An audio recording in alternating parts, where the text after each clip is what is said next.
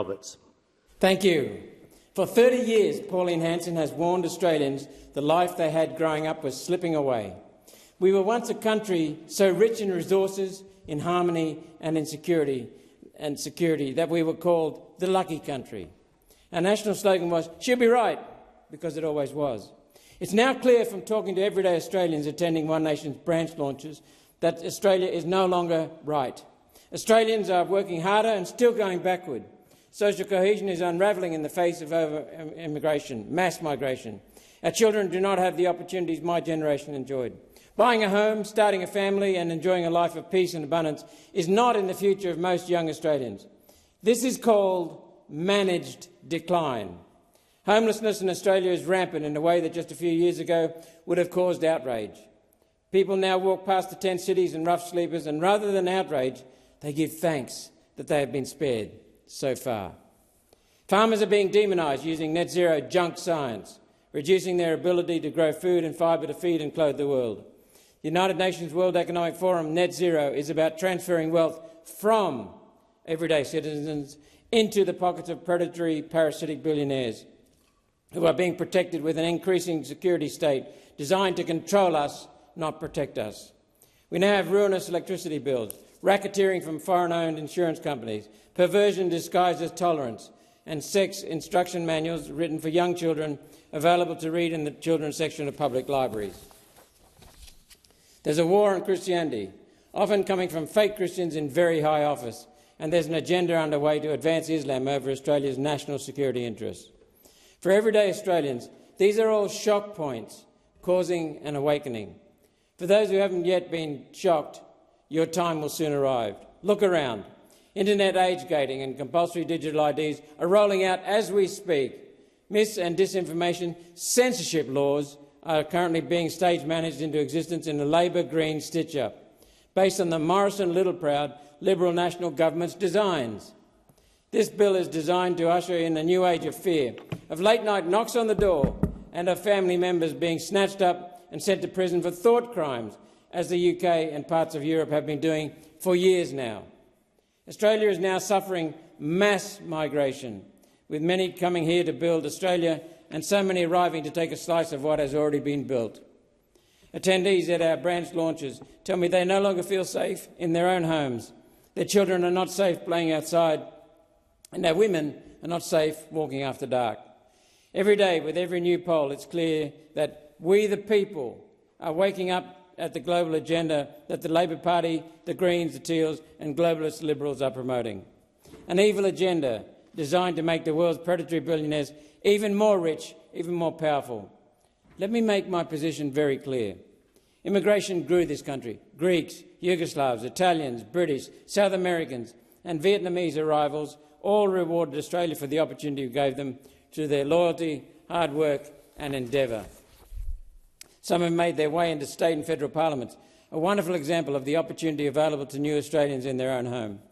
I hope the changing political landscape in the near future will bring together Australian nationalists of all backgrounds and races to save this beautiful country from the greed of crony capitalists and the tyranny they're spreading. Recent well-attended protests must have the billionaires and their political and media lapdogs terrified, as they should be.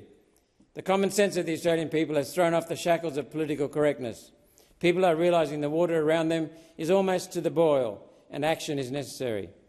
One Nation offers strong leadership to restore opportunity, wealth and abundance for all. We will repeal the digital ID, social media age ban, all net zero measures and all DEI and related measures so our women are safe in women's spaces and so Australia can once again know what a woman is.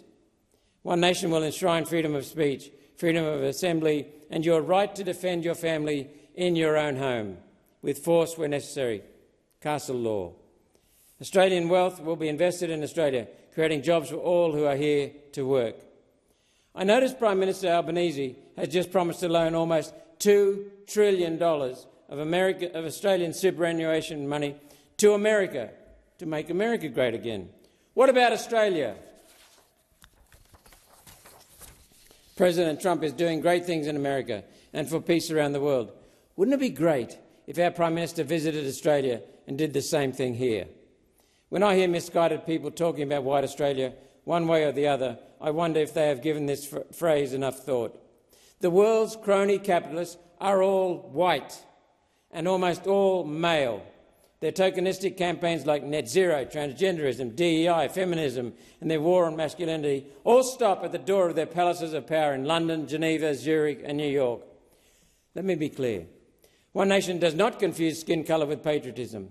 Ours is not a conversation about skin colour. It's a conversation about loving our country, pulling your weight and following our laws. In the Senate yesterday, I heard Senator Mehreen Faruqi use the phrase white people derogatorily. I must direct a rhetorical question to Senator Faruqi.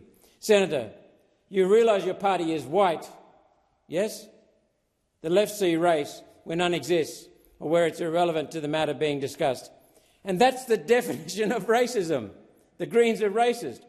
How about we all stop talking about white people and instead discuss our real problems, starting with managed decline?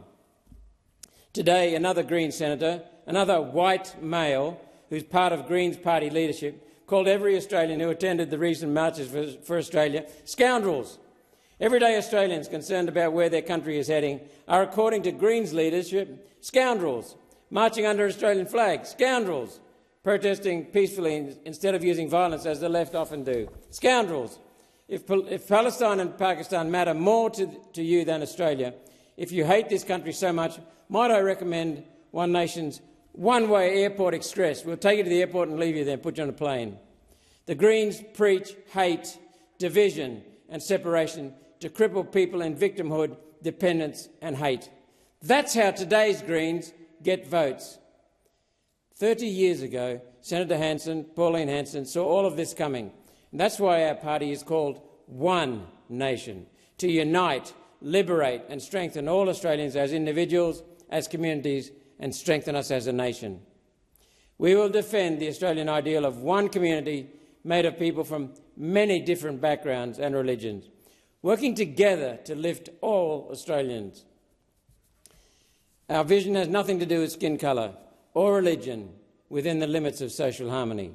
After all, every human has red blood. One Nation tells the truth and strengthens every Australian with the truth. We believe it's fine to bring your own culture with you, providing it fits in with and around our Australian culture. Do not try and change our culture, our way of life, to make room for yours. If you have come here to leech off our welfare and take for yourselves the wealth our forebears have created over hundreds of years, then you can join the Greens at the airport. We will remigrate hundreds of thousands of people who have deliberately broken their visa requirements, finished studying or who have rorted the visa system and taken advantage of Australia. These include deporting people who have deliberately broken their visa conditions, students who have completed their study and never left, along with the families who came with them. Since when did accepting students turn into accepting half their family permanently? Students who came here to study and never did study. Visa holders who have committed an indictable offence. We will implement net negative migration, limit new arrivals until infrastructure and law enforcement can catch up with Labor's flood of new arrivals. Net negative. We will reverse Labor-Liberal mass migration. Reverse it. Decades of it. Since John Howard doubled immigration, we will reverse it. We will still allow a small number of workers with skills we need, especially in building trades, but that will be many less than the number of people who leave. Net negative migration. The Prime Minister of Australia supports President Trump putting America first, yet continues to put Australia last. I've heard the same message over and over at public meetings in recent years. Australia has had a gutful. Shut the gate, tighten standards, be careful who we let into the country, only producers, preserve Australian identity and heritage. Australians want our country back. Thank you.